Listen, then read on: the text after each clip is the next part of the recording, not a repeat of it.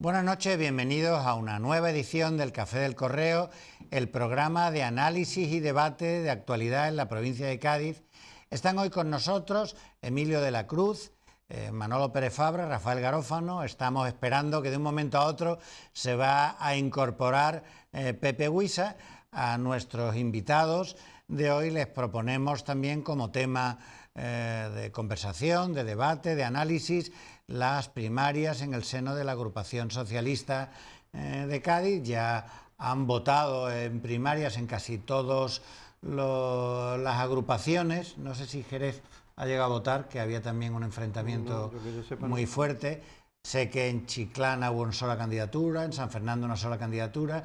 En el Puerto, que había dos, ha ganado la candidatura del alcalde, y en Cádiz hay dos candidaturas, digamos una candidatura continuista, encabezada por el actual secretario local y portavoz del Grupo Socialista en el Ayuntamiento, Fran González, y una candidatura auspiciada por un sector del pedrismo, por la Ejecutiva Provincial y por la Ejecutiva Regional, que es la de Blanca Flores. Digamos que en el momento de la grabación de este programa no sabemos los resultados. Es probable que cuando esté terminando la emisión ya se conozca y se haya producido el recuento después de la celebración de la pertinente asamblea local. No sé si le damos la palabra primero a Rafael, que cabe suponer más informado que el resto. Bueno, no, yo creo que en esta ocasión los medios de comunicación están informando muy bien del trasfondo, ¿no? Es decir, que es una situación compleja, pero muy conocida. Y muy conocida, sobre todo en los movimientos que muy poco antes de la convocatoria de las elecciones ha habido de ese momento a ahora, ¿no? Y efectivamente hay un corrimiento de tierras ahí, unas veces se puede explicar y otras no se tienen todos los datos, ¿no? Porque también influyen, como en todo grupo humano, y la asamblea del PSOE pues también son humanos incluso, pues hay... Palabra clave, incluso. Pues también hay historias de amistades personales y tal, que muchas veces la postura, por ejemplo, que públicamente Fran González el otro día decía: no me inclino por la conveniencia, sino por la convicción. Bueno, pues eso es más complicado de lo que parece. Porque la conveniencia muchas veces es la conveniencia de estar con los tuyos, entendiendo por los tuyos amistades de tipo personal o la trayectoria dentro del partido y todo este tipo de cosas. Sí es cierto que Blanca Flores ha venido sin convicción personal, con un proyecto nuevo y para aglutinar detrás de ella el mayor número de militantes posible, sino que ha sido una confluencia de grupos y de intereses que le han propuesto que ella sea la que lo encabece, ¿no? Cosa totalmente diferente, absolutamente diferente de la posición de Fran. Yo, por resumir un poco los últimos momentos antes de la asamblea, yo creo que como el susanismo, por así decirlo, ¿no?, y el pedrismo mayoritariamente, y de sus prebostes, se ha puesto detrás de Blanca Flores, Fran González... Perdón, ha dicho el susanismo y el pedrismo. Sí, bueno, yo... Sí, no, susanismo y pedrismo están detrás... Una parte del pedrismo, ¿no? Fundamentalmente, yo creo que los que tienen más peso en la asamblea local. Y las personas más significadas. Bueno, pero por ejemplo Luis Ben, vamos, Luis Ben era de Pizarro. Era de Pizarro Luis y Ben, se movió... Machista en este caso. Pero era el que parecía que podía ser la alternativa... Sí, no, digamos... pero el pedrismo no contó con Ben, sino Ben estuvo por la tercera vía, que era la de... Pachi López. Que después se quedó en la integración, muy poco después del Congreso se integró. Entonces, Yo creo que Fran González ha cogido un poquito el rol de el antiaparato, porque en la otra candidatura están los dos grandes aparatos, como tal, el susanismo y el pedrismo. Y entonces se han quedado los que estuvieron con Pachi López en la elección del Comité Federal, que eran muy críticos con Fran González, pero son una minoría que se ha puesto en la línea del portavoz municipal, y eso ha configurado, yo creo, un grupo bastante antisistema, porque en el otro frente están las dos ejecutivas nacionales y regionales, no al completo, pero, y eso le puede dar un plus para muchos militantes que no tienen una posición definida ni intereses concretos, porque aquí hay muchos intereses concretos y después un gran número de militantes que van y que votan en función de sus opiniones y criterios, ¿no? Yo creo que, viendo un poco el histórico de la situación, si no me equivoco, en un momento determinado en el que Fran González no estaba adscrito, digamos, a los pedristas, ¿no?, sino estaba un poco supuestamente perteneciendo al aparato susanista o eso el oficialista. Eso es en la última etapa. Anterior. Bien, ¿qué ocurre? O en la penúltima, ¿no? O en la penúltima. Entonces, ¿qué ocurre? Yo creo que él se adelantó en su momento, sí, porque cuando vio un poco las confluencias y que iban hacia él se adelantó y dijo, yo también pedrista. Sí. Entiendo que fue así. Sí. Pero no se lo perdonaron. Entiendo, porque si no, estaría claro que el pedrismo estaría consolidado y la gente que se considera pedrista estaría supuestamente representada por Fran. Al no ser así, yo creo que le van a hacer pasar aquello que faltó en su día. Si él sale reforzado, o sea, ganando, yo creo que ya será un candidato oficialista. Creo que hará la cierta demostración que ocurre en todos los partidos, ¿no?, que de alguna manera revalidar estos procesos son los que te hacen fuerte. Y que evidentemente, como tú decías, bueno, que tenga que optar o que cada uno esté de alguna manera convenido por personas de confianza, es lógico, es normal. Yo el otro día asistía a un acto de Ciudadanos que vino Juan Marín, buen amigo mío, sobre el tema del impuesto de sucesiones, que tenía interés en conocer un poco toda lo que tú le vas a legar a tu nieto, ¿no? No. Para el legado. Mi nieto, claro. No, está bien. Y resulta que... Un poco la masa patrimonial. Claro, yo preguntando, el portavoz dice, no, ese es de San Lucas. Y la chica que está coordinando, de San Lucas. San Lucas. Sergio. Sergio. Entonces, digo, es normal que el que esté ahí pues tenga la gente de confianza. ¿De dónde viene esa gente? Entonces, ahí, y sobre todo una cosa, que no sé si estará de acuerdo conmigo, Rafael, cuando los partidos llegan a un momento en el que por las circunstancias baja la militancia, baja la actividad, al final se convierte todo en grupos de amigos. Es que eso es lo que yo... Sí, Perdona, quería apuntar un poco, ¿no?, porque si os dais cuenta, en el análisis que ha empezado haciendo Rafael, evidentemente él tiene mucho mejor conocimiento de lo que está ocurriendo en la vida interna del Partido Socialista en la ciudad, pero es verdad que lo único que se está hablando al final es de personas, de grupos, de amistades, de lealtades, de deslealtades, sin conocer ningún proyecto político para la ciudad concreto, que en primer lugar a los afiliados de la ciudad, y luego entiendo que para la ciudadanía de Cádiz puedan presentar como interesante. La prueba es que hoy le preguntaba yo a Fernando, porque estoy un poquito despegado, digamos, de algunas circunstancias. Creo que iba a haber un debate público de los dos candidatos y al final pues no se ha tenido para conocimiento de los gaditanos. Esto al final se está quedando, bueno, pues en un tema interno. Quizás esto es una pregunta, Rafael. Bueno, sí. Termina. No, y quería decir un poco por el interés que pueda tener para los gaditanos, porque en definitiva de lo que estamos hablando es de familias que se van a enfrentar por un trozo de pastel. Yo atreviéndome a vaticinar, sabiendo que se puede estar votando en estos momentos, yo reconozco dos cosas, o una cosa en cada uno de los candidatos. Yo creo que, a mi juicio, es una opinión muy personal, yo creo que si se piensa en el futuro de cara a unas elecciones municipales, la apuesta por Blanca Flores podría ser muy interesante para mover un poco el tejido electoral gaditano, y creo que puede ser una persona a futuro, si pudiera ser alguien en quien se pensara como candidata a la alcaldía.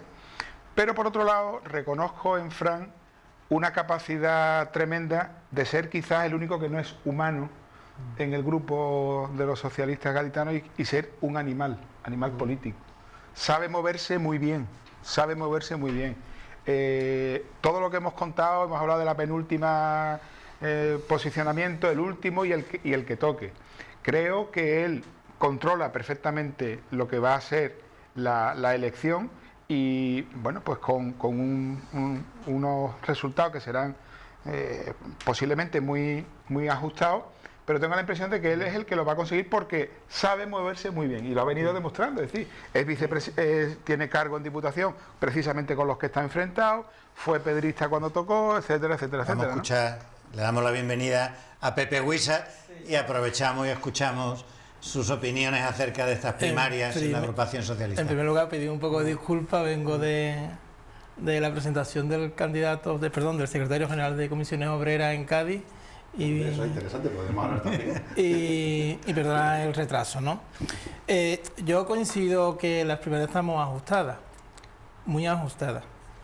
Digo por lo que podía hablar con uno de los candidatos, ¿no? Que me la ha contado, esta cosa está, aunque posiblemente salga ganador y creo que va a ser Fran, ¿no?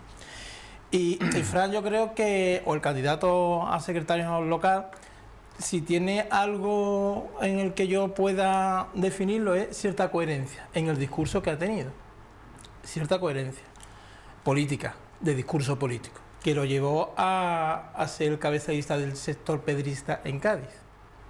Eso tiene sus repercusiones, ¿no? Y de hecho yo creo que toda la crisis política o los dos candidatos en el Congreso Local de Cádiz es entre sectores de la misma familia, pedrista. Claro. Que es complicado.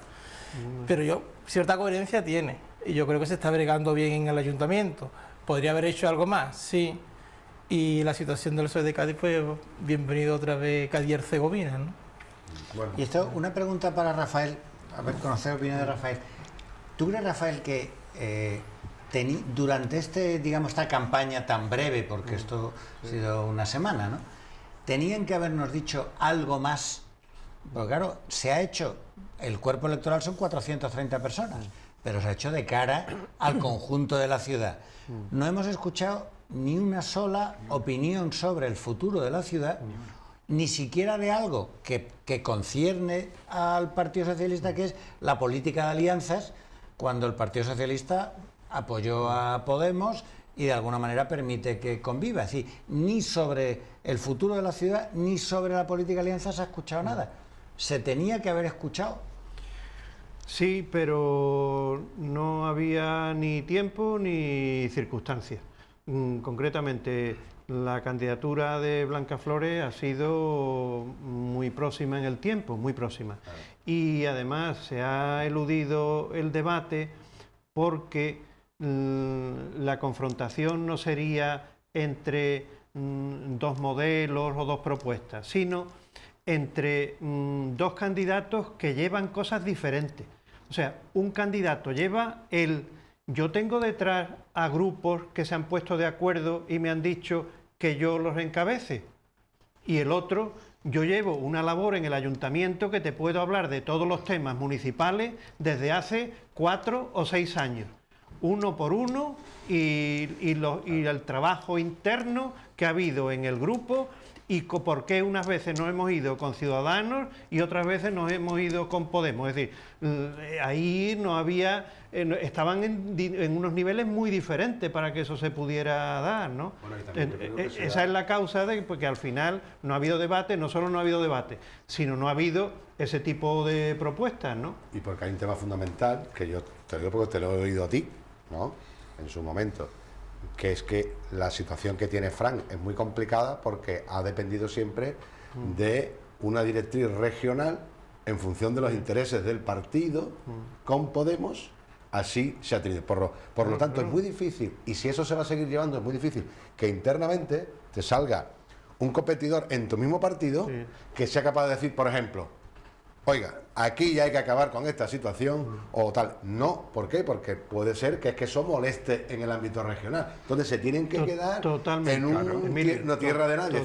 Totalmente cierto, totalmente cierto. Es decir, que no puede haber definiciones para la ciudad cuando con una llamada de Sevilla por un acuerdo macro este tema se hace imposible, aunque fuera consecuente, lógico, estuviera fundamentado, hubiera votos suficientes para hacerlo, no se haría. Y hay otro elemento que conviene recordar, digo, para añadir, que en Jerez, el puerto, por citar dos de manera clara, gobierna el Partido Socialista gracias a Podemos, pero también en Huelva, en Sevilla, en Córdoba y en Granada, por citar capitales de provincia. Entonces, claro, lo que ocurre en un sitio tiene consecuencias en otro, ¿no?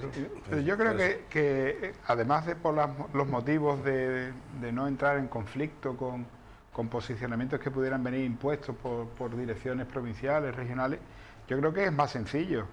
Es que para estas elecciones no interesaba para nada el debate político propiamente, porque el pescado está vendido.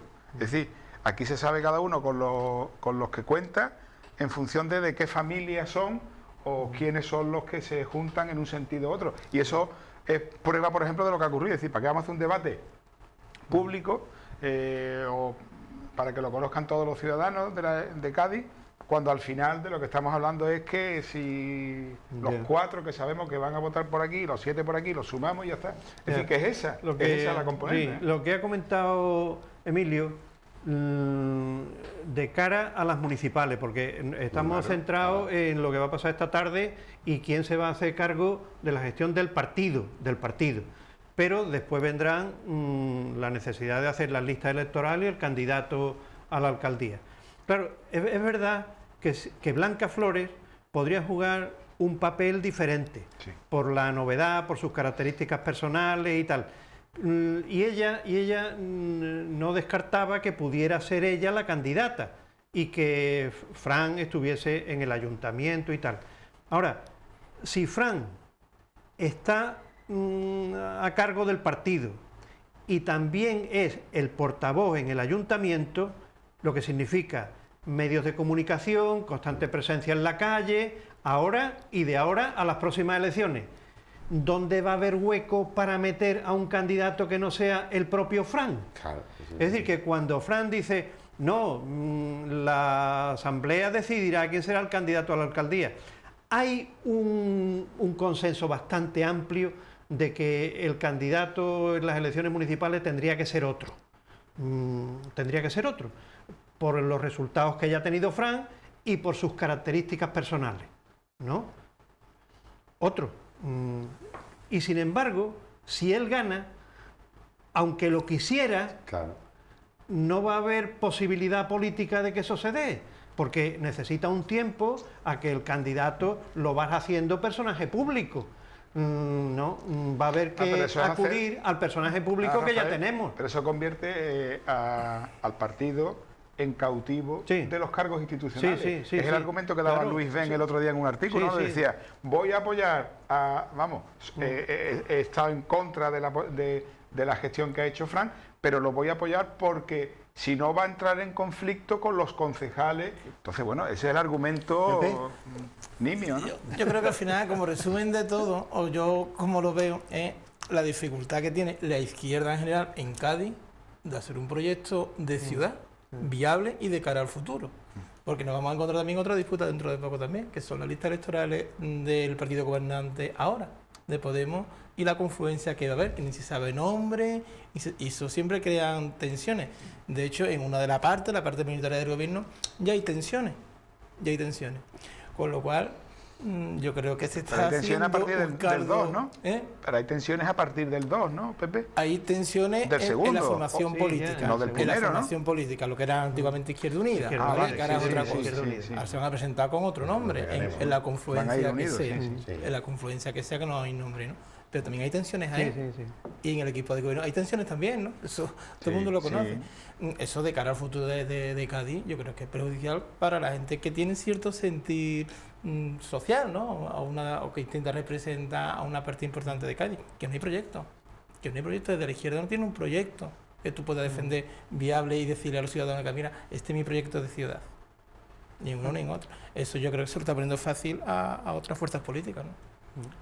No. Queriendo o sin querer. No tiene proyecto, pero está gobernando, ¿no? ¿Qué? ¿El qué, perdón? Que no tiene proyecto, pero está gobernando. Sí, ya, pero Claro. hay que seguir gobernando, ¿no? Hay que hacer balance de los 4 años de gestión, ¿no? Y eso tiene sus claros Sí, y pero- sus oscuros, ¿no? Claro, pues al final se llega a la misma conclusión siempre. Yo digo que nadie gana unas elecciones, sino que alguien las pierde. Y estamos viendo cada vez más entre comillas, crecido políticamente por lo menos yo lo veo así, al alcalde, a José María, porque hay 4 proyectos, que es lo que le han dejado, pero lo está haciendo, lo está enfocando el tema del Museo del Carnaval, eso quieras que no, es lo que le quedaba, pero bueno, se ha enfocado ahí y algún resultado está dando.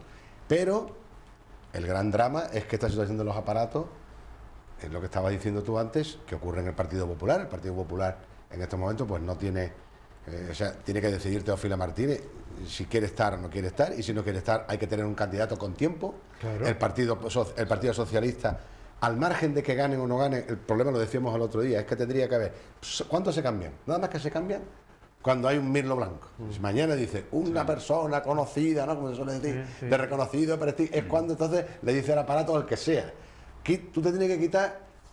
No me importa, no me importa ir de número 2 Sí, lo que hizo Moresco con Candón, fíjate tú. de Don Fulano. Fíjate para Moresco y fíjate para Candón. Sí, sí. Claro, no, pero bueno, pero es que aquello fue, eso sería otra historia para otro día, porque te puedo contar de ahí. Bueno, pero que en el caso de Cádiz, como en muchos sitios, ese es el gran drama. Entonces, yo estoy convencido que la situación que está teniendo el resto de los partidos, salvo Ciudadanos, que también tiene una vía interesante, importante, novedosa, que tiene margen para hacer cosas y para incorporar gente, yo estoy convencidísimo que Podemos y el alcalde o el equipo coge 2 o 3 personas que lo van a hacer a la fuerza, porque una cosa es que todo nos ocurre lo mismo. Cuando se improvisa no se sabe dónde va a llegar, oye, pues le arrastró ahí y éramos los amigos de tal. Ahora, como Podemos coja gente del mundo de la izquierda reconocido, Sí, en el y ámbito quite social. 2 o 3 becarios de los que tiene. Exactamente, y quite 2 o 3 becarios, yo estoy convencido que como mínimo Sí, se consolida puede, en lo que está. Sí, sí. Bueno, pues vamos a hacer un receso. Volvemos dentro de un momento con nuevos temas en el Café del Correo.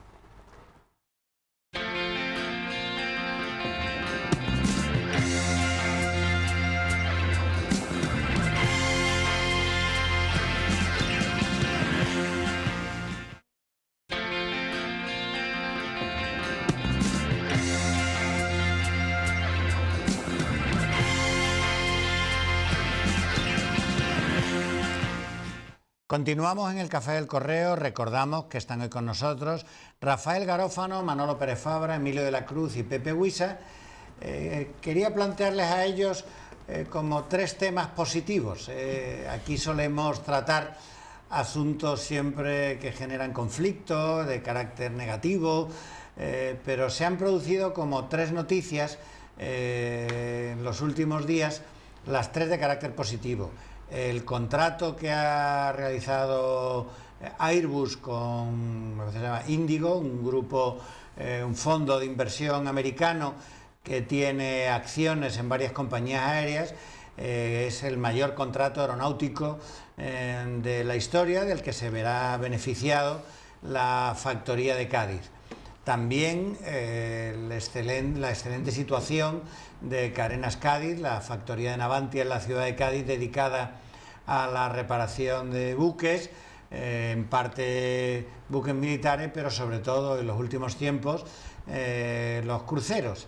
Y la llegada de una nueva grúa al puerto de Cádiz de la empresa Concasa, que ha anunciado que va a optar a la explotación de la nueva terminal, que, como todos ustedes saben, quedó desierta porque las condiciones establecidas para ese concurso por la autoridad portuaria no convencieron a ninguno de los grandes operadores del sector.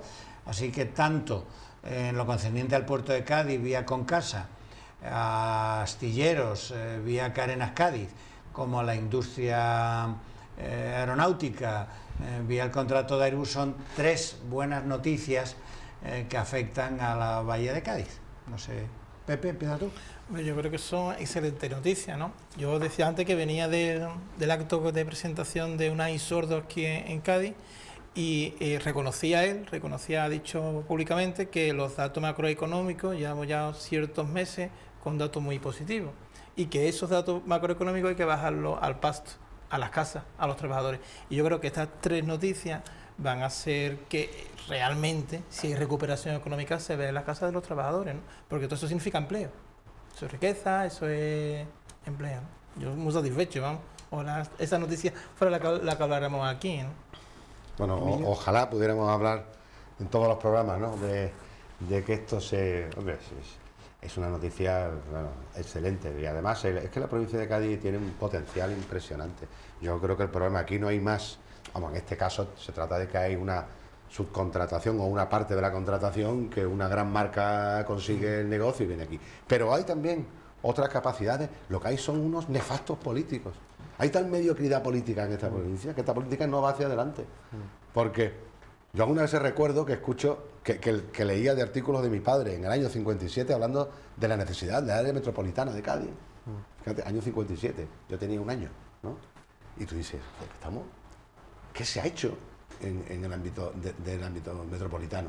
¿Se ha podido consorciar servicios, que es importantísimo? ¿Ese área ha podido...? No, acordaros que había, ahora ya es que ha pasado encima el tiempo del dinero y la crisis ha traído, entonces ya ahora ya no hay problema. O sea, ahora es peor, porque antes era que es que en cada localidad había un grupo distinto. No había manera de ponerse de acuerdo. O sea, tenía que sacar por encima la sigla política. Estaba el alcalde, en su día Carlos Díaz, después Teófila, estaba Barroso, estaba Antonio Moreno primero y después, pero seguía el PA, Hernán en su momento, y era imposible. Entonces, con esa bisoñez política que existe todavía aquí y que está primando más el partido, está primando más los intereses personales, ese es el gran cuando dicen que en Cádiz es que somos unos indolentes. Vale, de acuerdo, pero viene por algo.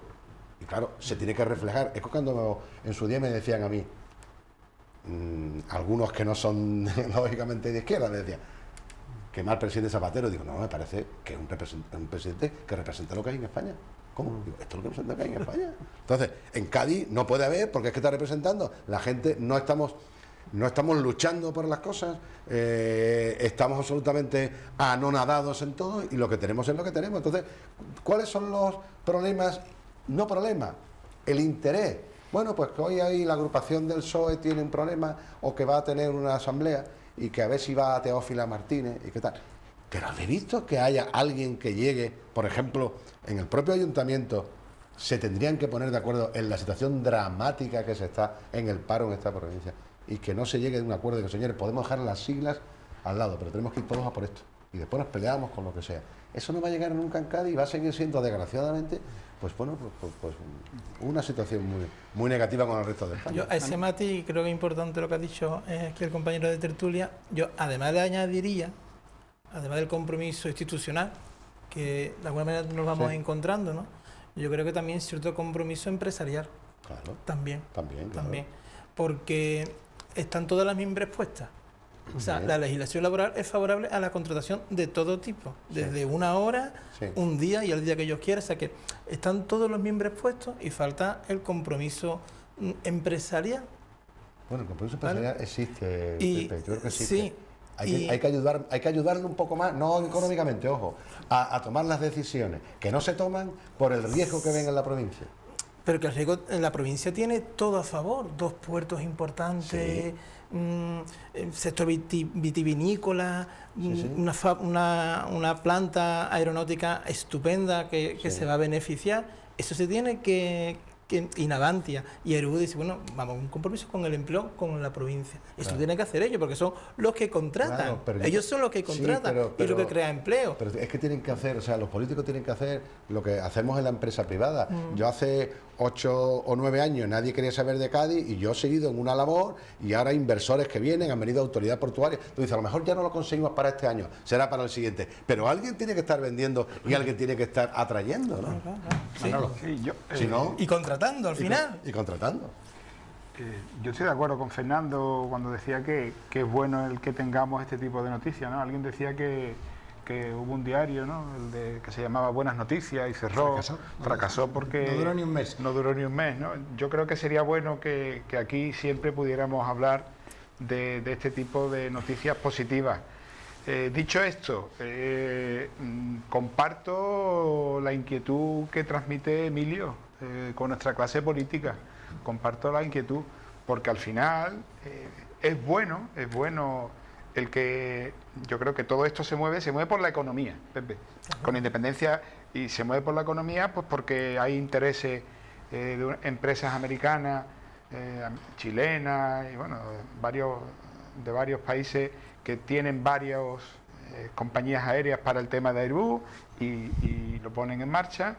Interesa, digamos, la reparación de cruceros y la puesta en marcha de nuevos cruceros y se busca una fábrica puntera como puede ser la de Navantia.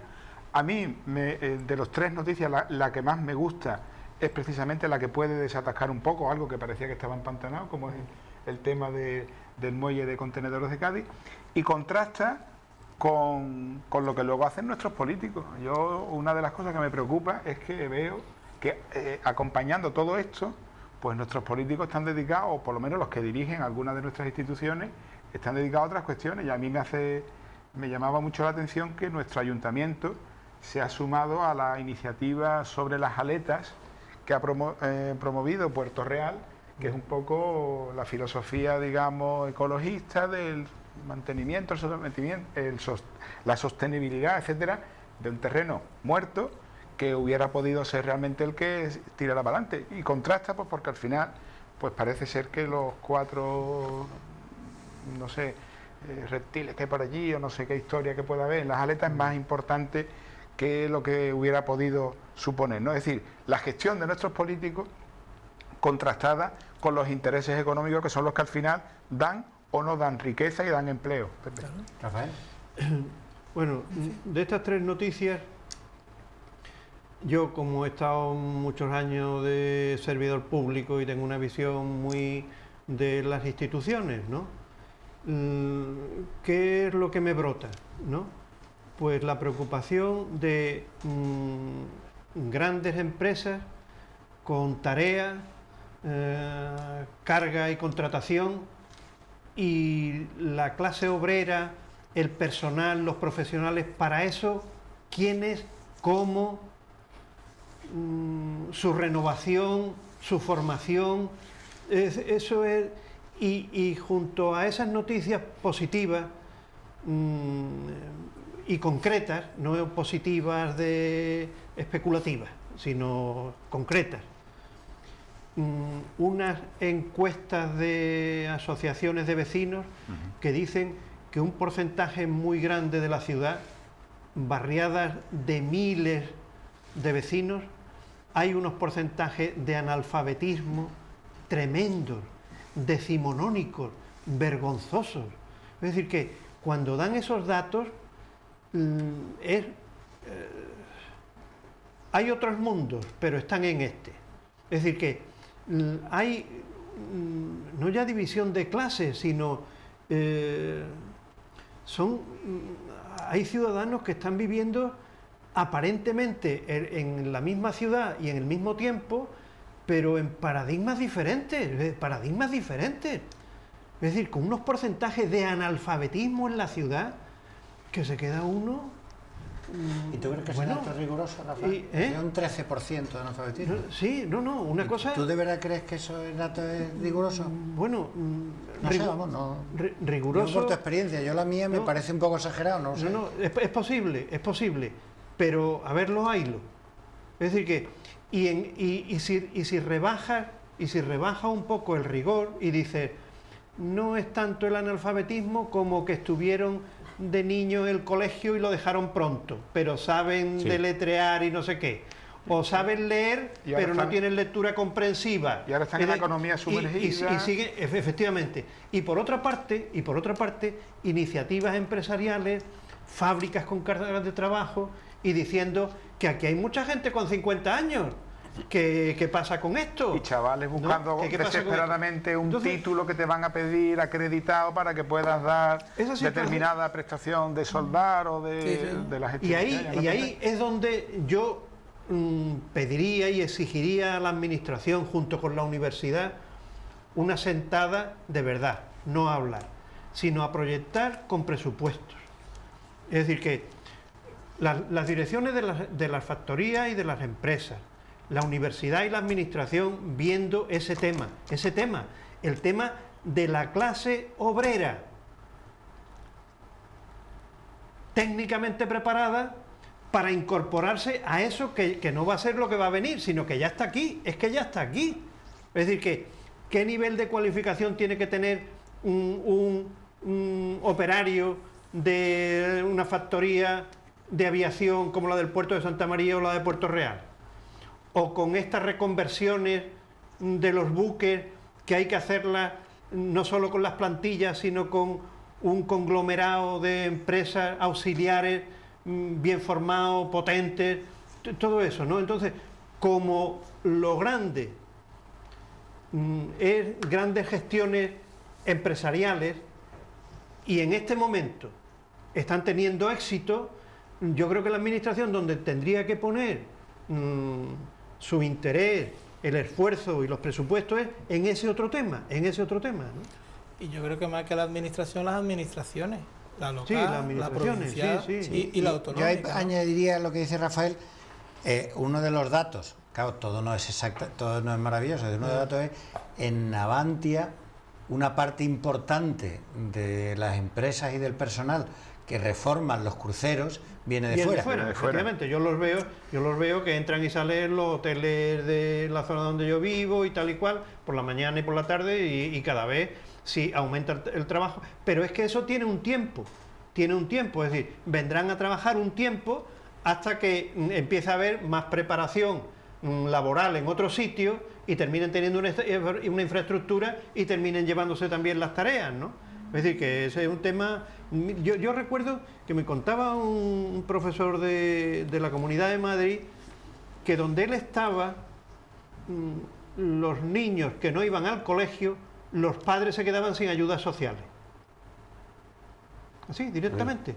Y que incluso llegaba a tal límite de aberración que cuando el niño llevaba el número de jornadas escolares que cumplía, dejaban de ir porque ya tenían la ayuda social con el número, no por estar en el colegio y asistir de forma habitual, sino cuando ya tenían los días que eran exigibles. Es decir, que yo creo que este tipo de cosas hay que hacer un programa de ayuda y de exigencia, y como fuera, ¿no? Sí. Es que yo, la verdad, se me abren las carnes con este tema, porque es que me ven cuando, entonces digo yo, bueno, y esa gente con las que yo me cruzo con el telefonito y tal y cual, pero esto ¿en qué mundo vive? ¿En un mundo paralelo? No, pero es que hay una parte que quizás, y yo incluso antes de venir aquí, hablando de algo parecido, ese analfabetismo no el considerado como tal, sino que lo que estábamos comentando, que hay chavales que han dejado el colegio, que están metidos exclusivamente en... tienen el teléfono, tienen el Google, tienen todo, entonces ya no tienen ninguna formación, no la han tenido ni la continúan, y el mercado pues no, pues lo que está reclamando no lo dan. Por lo tanto, también es verdad que debería haber un diseño en el ámbito industrial, en el ámbito nacional, es decir, una cosa es la captación, pero esa gente dice, ¿para qué me voy a formar? Esa es otra. Sí. Cuando hay algo que está demandando... Emilio, ahí los que están fallando son precisamente los órganos instrumentales, no los de la formación, digamos, reglada estrictamente, sino precisamente aquellos órganos que son o deberían ser más flexibles y tener más cintura para saber, por ejemplo, que si tenemos que reconvertir formativamente a determinadas personas de una bolsa concreta que se han dedicado siempre a hacer lo mismo, pues que ahora, por ejemplo, si hay que arreglar los cruceros y eso supone no volver a hacer los mismos barcos de antes que eran de carga, sino que ahora son con determinados requisitos, pues ya ir preparándolo, y para eso están esos órganos de los cuales los institutos de formación municipales, el IEDT, etcétera, que deberían ser los que estuvieran detrás. Claro, las escuelas esas de soldadura que salían el 80% colocado antes de terminar. Y eso es lo que terminó en los juzgados.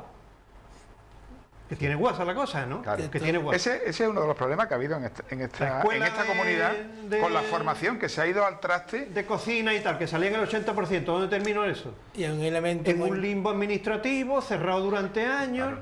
Claro, porque han sido muchos años, digamos, de enjuiciamiento, de la corrupción, todo lo que ha habido, pero de paralización, precisamente por esto, de todo lo que son las actuaciones formativas. Yo he caído en elementos en este debate que a mí me preocupan, ¿no? Uno es cierto que hay tasas de analfabetismo, o son bolsas muy concretas, muy circunscritas a un lugar muy determinado. Hay barrios, pero que son muchos, ¿eh? Sí.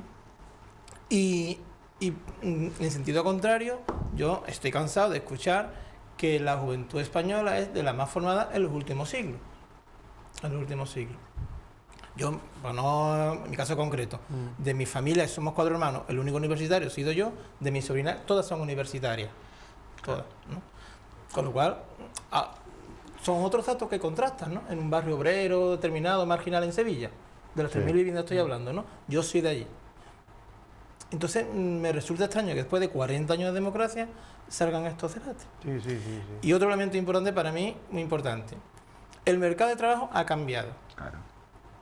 Yo creo que por muchas escuelas de soldadura que se haya en Cádiz, si viene una empresa a renovar un barco, al igual la empresa es de Bilbao, los trabajadores son de Navarra porque son cualificados y vienen para acá 15 días, un mes y se van. Y se van ahora al astillero de Vigo a hacer exactamente lo mismo. Ese es el mercado de trabajo actual. ¿Es así? Yo no sé si habéis seguido las conferencias que ha habido en Diputación, que ha organizado la Diputación con la Conferencia de Empresarios, que nos ha hablado sobre el futuro del trabajo, la responsable de LinkedIn, este se llama Cordeiro.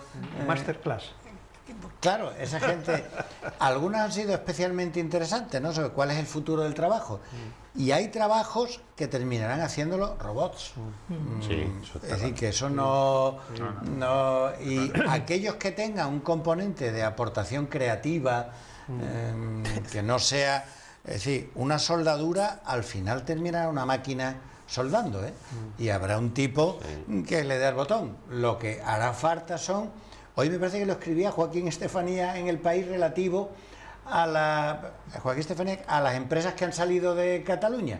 Que dice, lo importante no es donde estén las fábricas, sino donde estén las sedes centrales, que está el proceso creativo, porque ese es el trabajo del futuro. El trabajo del futuro no será tanto el soplete y la máscara, sino aquel que diseñe ese nuevo tipo de barcos, esa decoración o esos trayectos de los grandes cruceros, ¿no? Se está trabajando en esa misma línea en los asesores de Diputación. O sea, el día de mañana serán robots. Si yo te contara los asesores de Diputación, en función del que mande, te pondrán una sigla u otra, ¿me entiendes? Pero en relación a esto de los robots, hay un debate entre los laboralistas que están diciendo, bueno, pues si el robot trabaja, el robot tiene que cotizar. Claro, sí, yo lo veo así. Claro.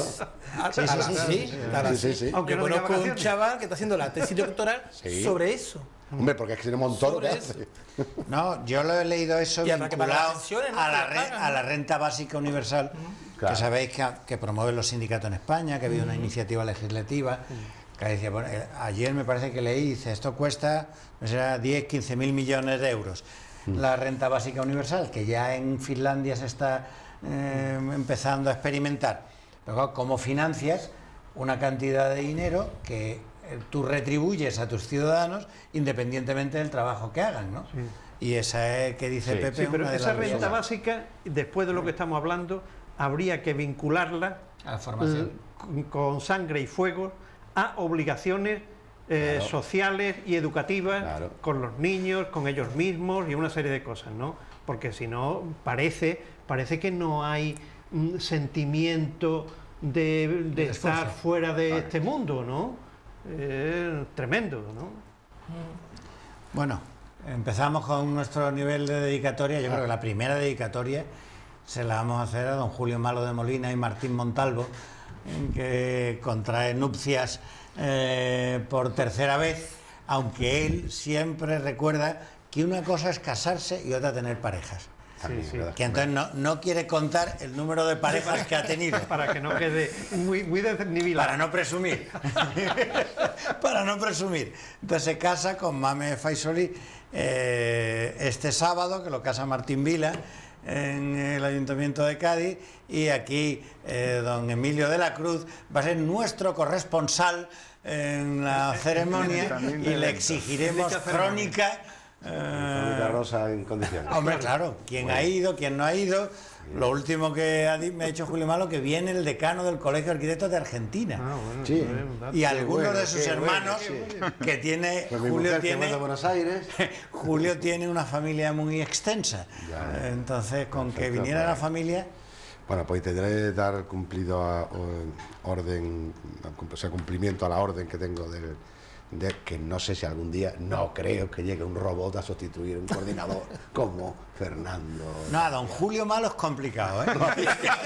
Creía que ibas a decir un robot a sustituir a Julio Malo, eso es difícil, ¿eh? Yo aquí Tendrá que trabajar mucho la ciencia para alcanzar esos niveles de excelencia, y un ¿eh? abrazo muy fuerte para Sobre todo en materia de la que estamos relaciones comentando. sentimentales.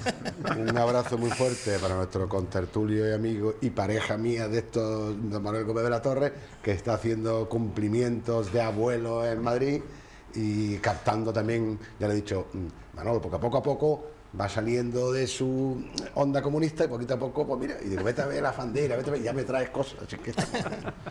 Bueno, pues con estas dedicatorias damos por concluido el Café del Correo de esta semana. Agradecemos a Emilio de la Cruz, a Manolo Pérez Fabra, a Pepe Huisa y a Rafael Garófano sus opiniones y sus comentarios, y les convocamos para dentro de una semana en un nuevo Café del Correo.